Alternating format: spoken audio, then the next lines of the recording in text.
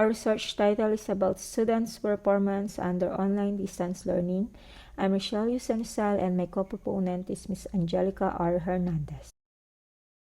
In a total of 195 countries all over the world, 191 countries were affected by COVID-19.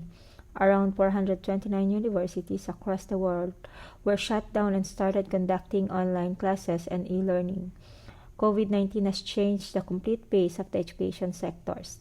At this global pandemic time, and administrators, teachers, and students had the dilemma of how to achieve the overall objectives of the institution and individuals.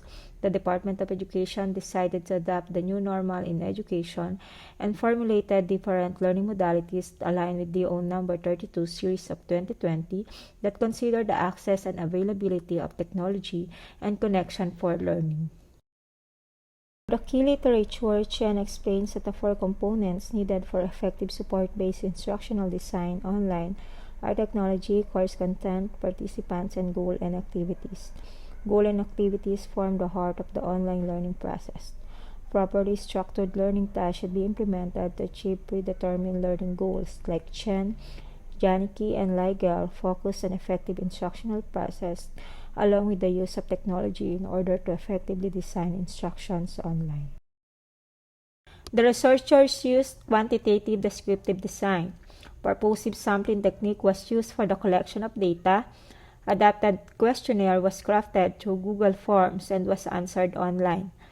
The data collected from the survey were from grade 6 students school year 2021-2022 which were analyzed.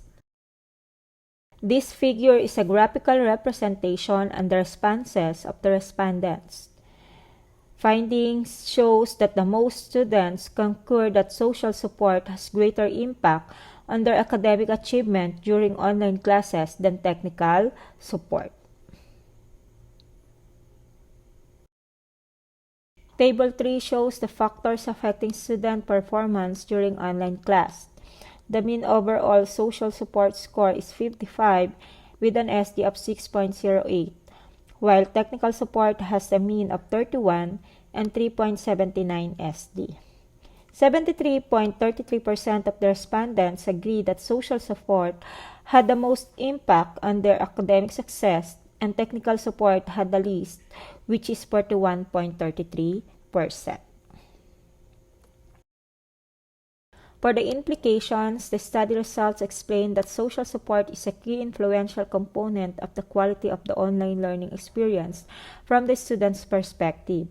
Therefore, this can be used by the school administration to focus on how to improve the social support of the student to enhance quality learning, and this can be used as an evaluation material in e-learning and reference in making policies when it comes to online distance learning.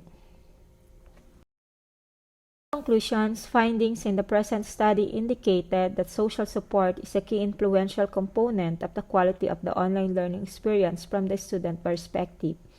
Family, peers, and instructors should provide a favorable and encouraging atmosphere during e-learning classes.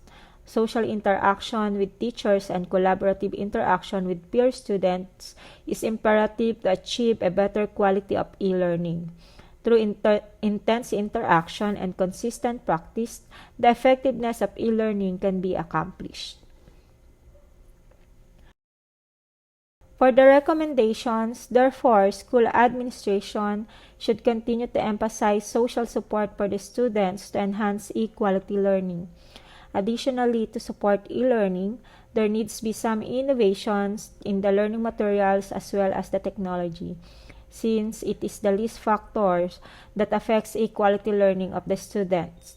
Moreover, school administrators are in charge in implementing the e-learning procedure.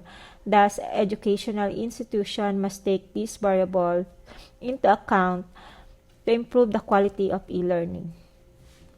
These are the references,